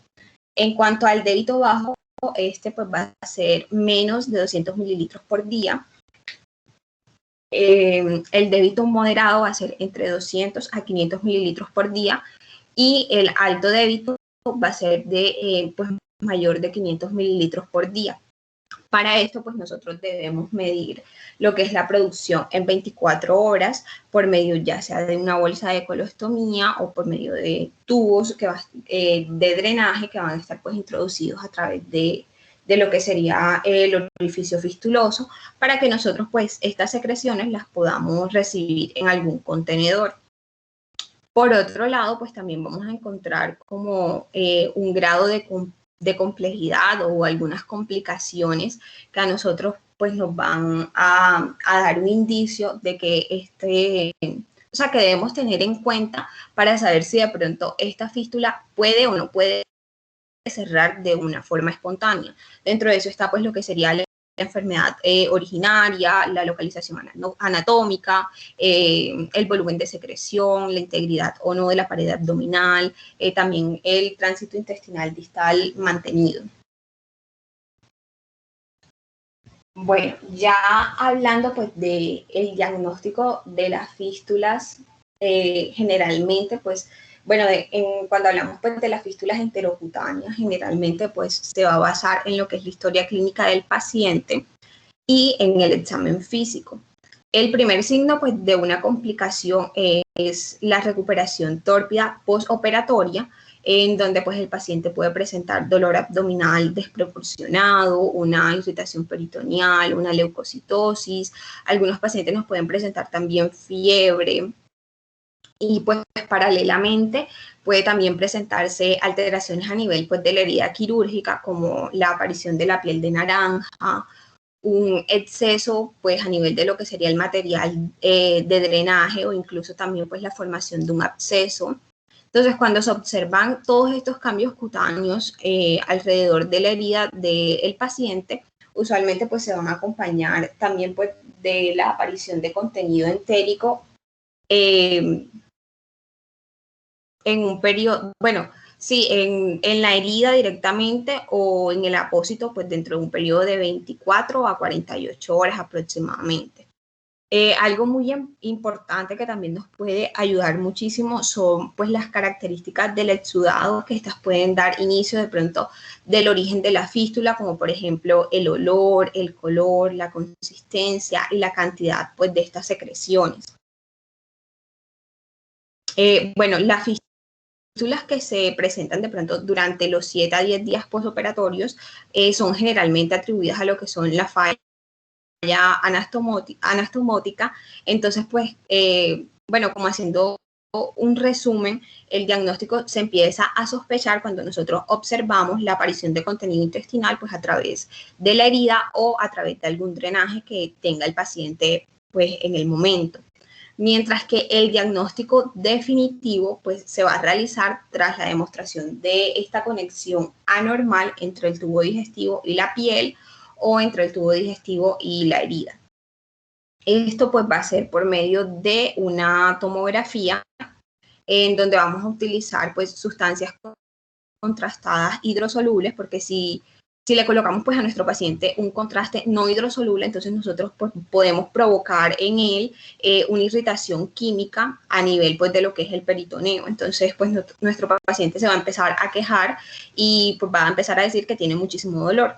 Entonces pues ya es suficiente pues con el dolor que le está causando todo lo que está ocurriendo con la fístula. Entonces pues debemos evitar.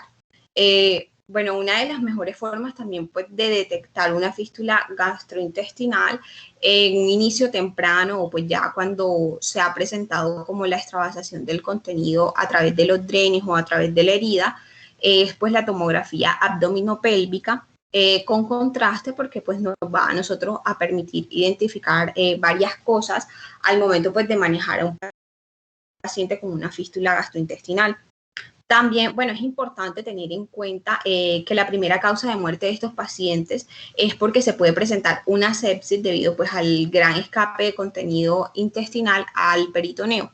Pero bueno, más que el escape que hay de ese contenido, es lo que puede provocar esto es más que todo pues la acumulación de estas secreciones. Porque pues si todo fuera de pronto hacia el exterior, pues sería perfecto, ¿cierto? Porque esta fístula pues tendría un contenido dirigido y la posibilidad de que haya una sepsis sería muchísimo menor. Pero si parte de este contenido está comunicándose con el exterior y pues queda un contenido bastante importante también dentro de la cavidad abdominal, pues eso nos va a provocar el desarrollo de una sepsis. Por lo... espera un momentito. Okay.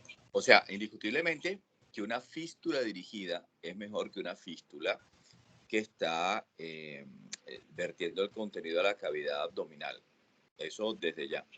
Pero de ella que sea perfecto, ya la vaina sí no va. No, Okay. O sea, como dice usted, sería muchísimo mejor o pues sería mucho mejor para el paciente, no, claro está. Sí, no, total. O sea, cuando tú tienes una fístula y esa fístula tiene un trayecto y está abocada al exterior, entonces ahí hay una... Es que mira, en todo lo que tú has dicho, ¿oíste? Que lo has dicho bien, cada cosa tiene matices, ¿ok?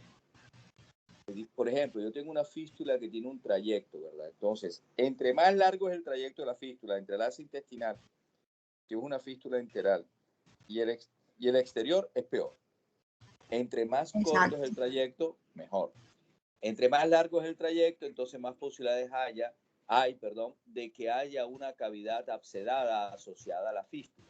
¿Okay? Entre más corto es el trayecto, esa posibilidad entonces disminuye.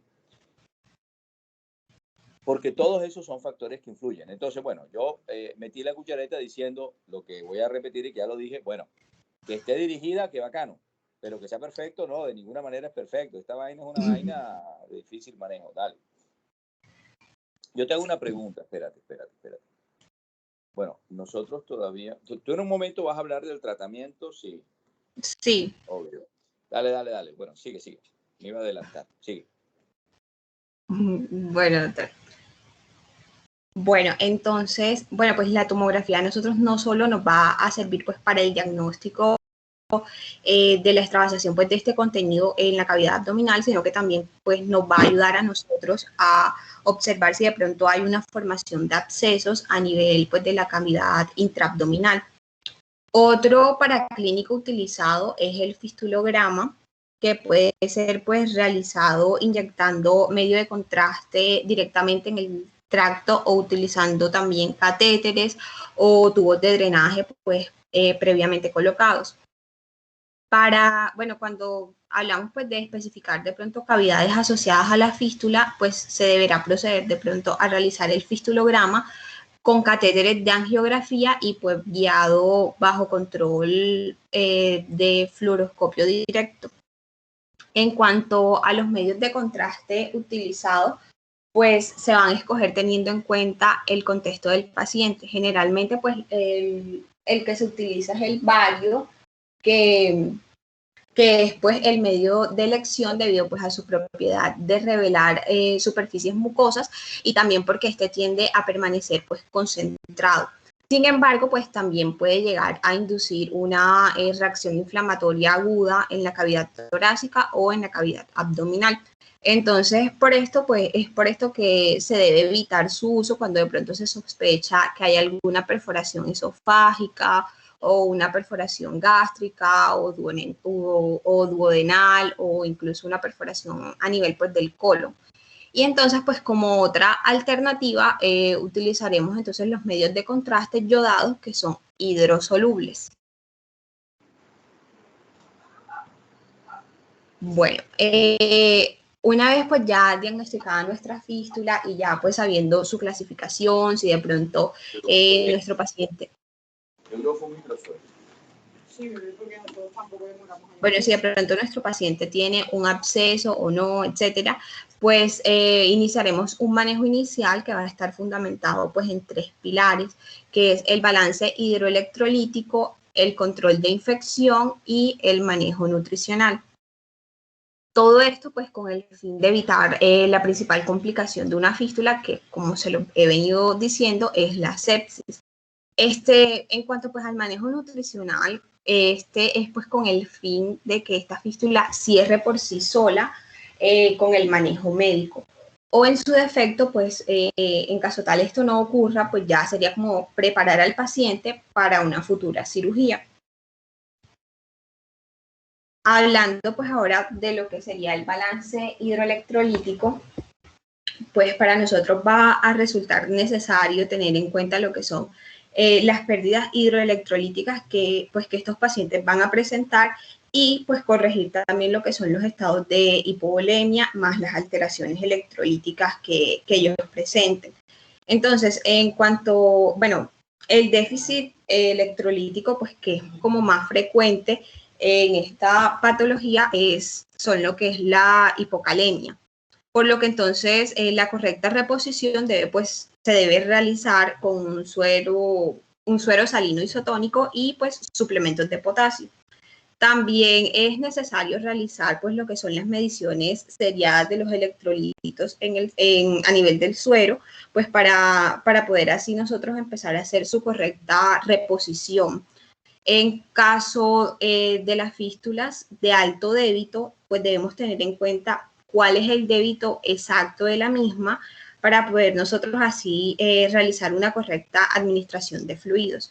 En caso pues de lo que son, bueno, algo pues para tener en cuenta es que cuando hablamos de las fístulas duodenales o de las fístulas pancreáticas, nosotros debemos tener en cuenta que el paciente también va a precisar pues lo que es la reposición de bicarbonato, para así nosotros evitar que este paciente empiece a desarrollar lo que sería pues la acidosis metabólica.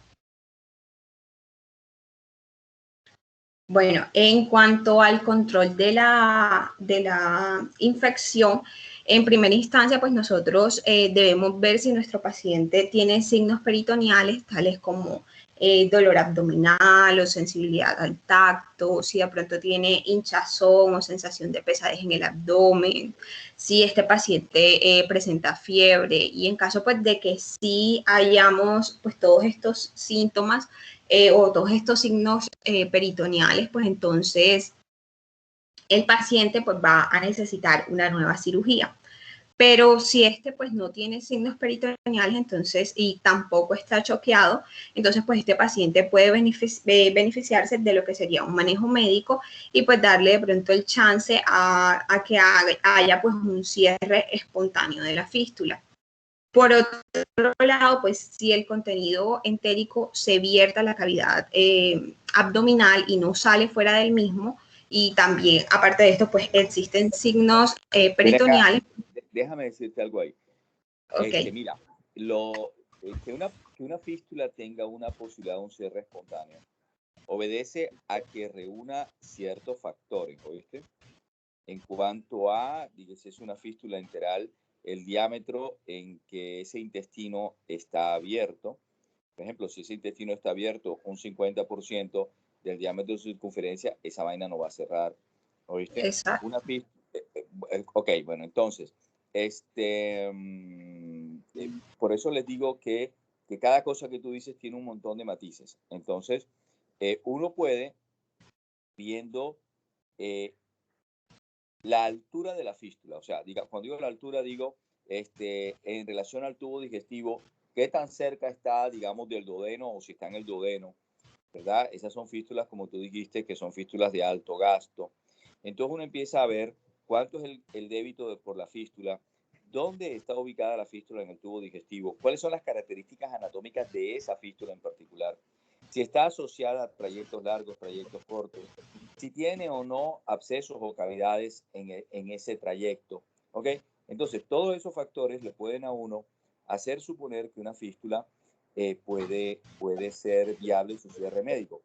Dos fístulas, vamos a poner dos extremos. Vamos a suponer que un paciente tiene una fístula a nivel del duodeno y tiene una porción apreciable de duodeno comprometida con el tema de la fístula, ¿verdad? Y se me constituye una fístula de alto gasto. Esa fístula muy probablemente no va a cerrar de manera espontánea. Pero si yo tengo una fístula secal, o sea, una fístula que puede acompañar el posoperatorio de una apendicitis, las fístulas secales son esas fístulas de bajo gasto. Y las fístulas secales son posibles, o es muy posible, su cierre con tratamiento médico. Entonces, las características de la fístula, ¿verdad? En cuanto a anatómicamente con el intestino, cómo está, en cuanto a su ubicación, en cuanto a la circunferencia que toma del intestino, en cuanto a su trayecto, en cuanto a su gasto, ¿verdad? Uno puede entonces suponer que una fístula puede ser posible de tratamiento médico, ¿ok? Entonces fíjense que es una vaina compleja, hay una serie de factores a tener en cuenta. Bueno, dale, perdón por la cuchareta. Tranquilo.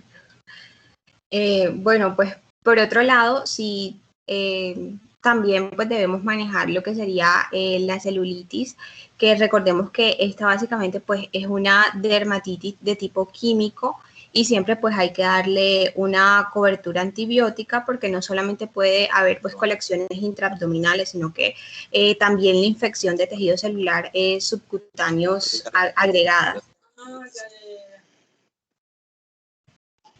Entonces, pues, como a manera de resumen, un paciente... A ver, te dejo el micrófono abierto y entonces, bueno, ya lo cierro, dale. Ok, doctor.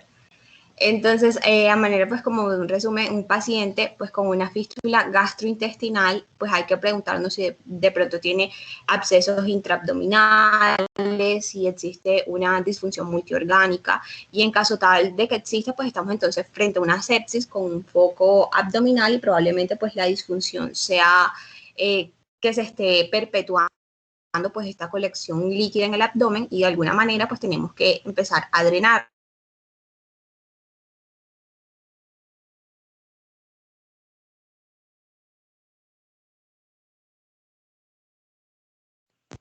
¿Te fuiste? ¿O me fui yo? Alguien que diga... Anteriormente, sí, ¿no? pues... Perdona, es que te habías ido.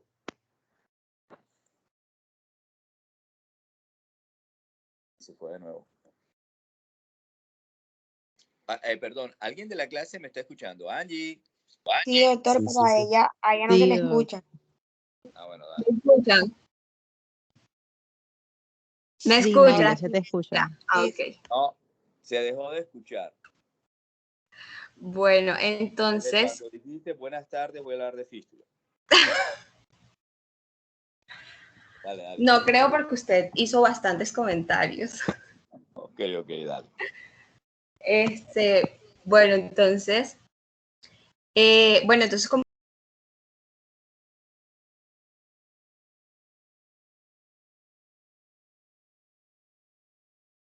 intervención percutánea, debido pues a que es la manera menos invasiva, esto lo podemos hacer ya sea pues por una guía ecográfica o por una guía tomográfica. Este drenaje pues podrá ser retirado una vez que su débito sea menor a 10 mililitros en 24 horas, lo que puede pues demorarse bastantes días. Por otro lado, tenemos lo que sería también el drenaje quirúrgico, que se puede practicar pues cuando de pronto no se tenga o no se pueda realizar el drenaje percutáneo, o cuando ya de pronto el paciente tiene una evolución desfavorable pues de la sepsis, o definitivamente pues no está vertiendo pues el contenido al exterior. Entonces este drenaje puede ser de tipo... Hola, me llamo Alejandro 40.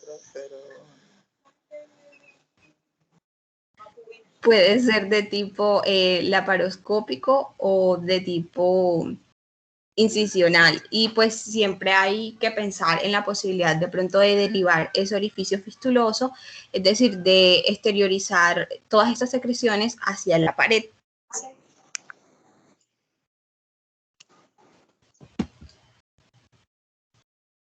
Bueno, ahora pues hablando del manejo nutricional, en los momentos pues iniciales en los que se identifica y se diagnostica la fístula, pues nosotros, bueno, se hace necesario mantener pues al paciente en una dieta absoluta con una nutrición parenteral total.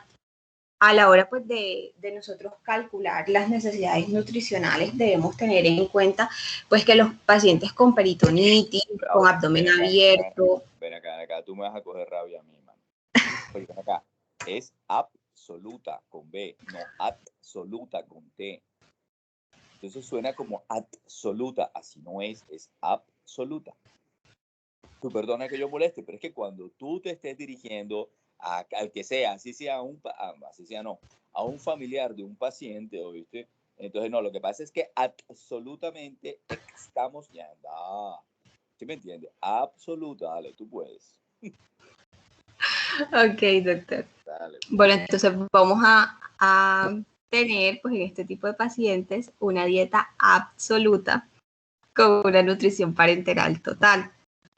En cuanto, bueno, a la hora pues de calcular, bueno, ya, a la hora pues de calcular las necesidades nutricionales, pues debemos tener en cuenta que los pacientes con peritonitis, con abdomen abierto o con fístulas pues de alto débito tienen pues mayores requerimientos nutricionales, que van oscilando en un rango de 20 a 30 kilocalorías por kilogramo por día de carbohidratos y grasas, y de 0.8 a 2.5 gramos por kilogramos por día de proteínas. Entonces, pues vamos a decir, pues a decidir el soporte nutricional según el débito de la fístula. Si el débito de la fístula es bajo o moderado, pues podemos iniciar una nutrición enteral. Esta modalidad de nutrición es preferible ya que pues a través de esta misma vamos a conseguir lo que sería la nutrición enterocitaria, por lo que pues se va a impedir lo que es la atrofia vellocitaria. Aparte también se puede, pues por medio de esta podemos preservar lo que es el efecto de barrera de la mucosa intestinal y también pues vamos a conservar lo que sería la función inmunológica y hormonal del intestino. En cuanto a las fístulas de débito alto, como se dijo anteriormente, pues su nutrición va a ser un poco más compleja, entonces pues estos pacientes su nutrición va a ser de tipo parenteral.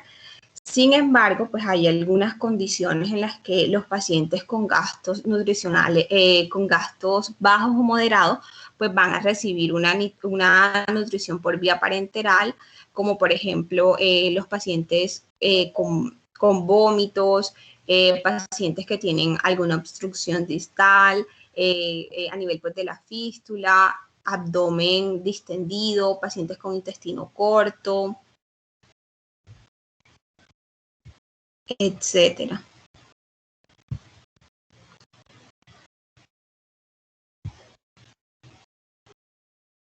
Bueno, en estos pacientes también es muy importante controlar pues, el débito intestinal de esta fístula. Entonces, pues en ocasiones nosotros pues debemos recurrir a ciertos fármacos pues para el control de este débito intestinal. Entonces, acá encontramos lo que son los análogos de la somatostatina y también nos podemos ayudar de lo que son los fármacos antidiarreicos que pues pueden ayudarnos a reducir este débito a nivel pues, de las fístulas intestinales. Entonces, básicamente pues vamos a utilizar lo que es el octreotide, que va a ser un análogo de la somatostatina que tiene pues por función reducir la secreción intestinal y aparte también nos va a ayudar o más bien pues nos va como a facilitar la absorción de agua y electrolitos, sí, de agua y de electrolitos dentro del lumen pues, del intestino. Por lo tanto, entonces, si le damos a nuestro paciente un medicamento que va a disminuir pues, la producción de agua y electrolitos, entonces las pérdidas van a ser menores y eso lo que va a hacer es que nos va a favorecer a que el control pues sea óptimo y que de alguna u otra manera el cierre de la fístula se pueda intentar formar de una pues manera espontánea.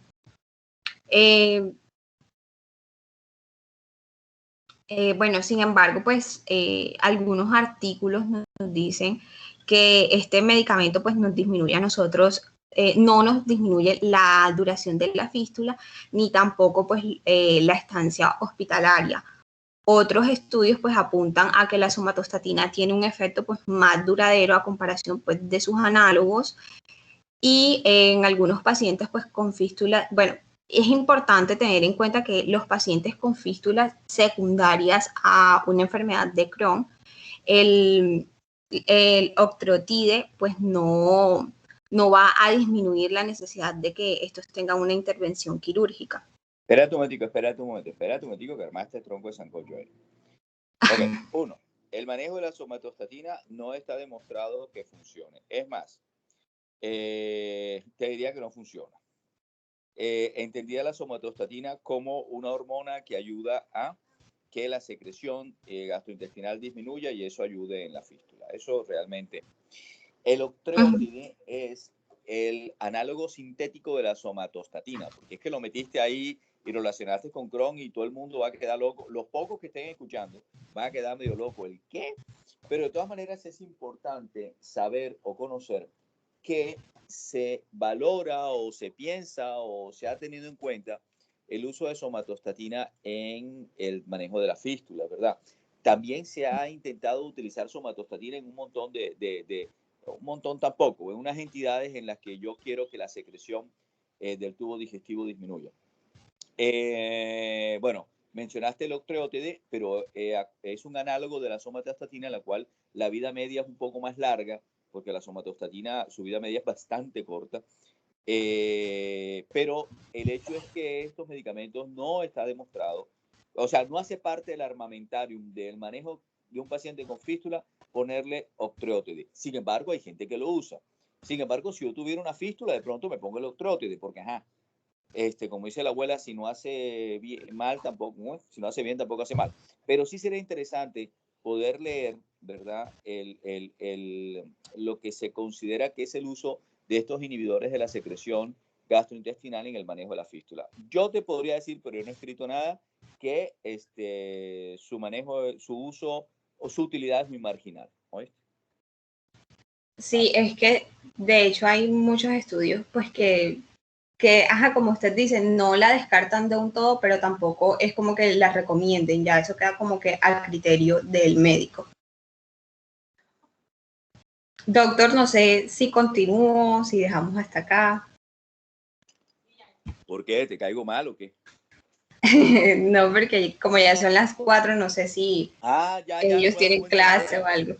Qué pena, qué pena. Bueno, no, o sea, si ya tú sabes que son las 4 y la gente tiene que hacer otras cosas de otras clases. Bueno, entonces continuamos mañana con el interesante tema. ¿Oíste? Ok, A ver, doctor. recomendación final. Adivinen cuál.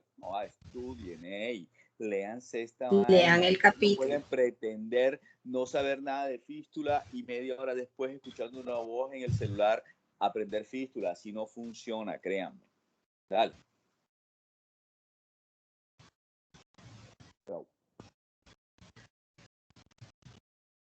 Este es el momento donde Angie dice, chao, doctor. Chao, doctor. Ok, dale.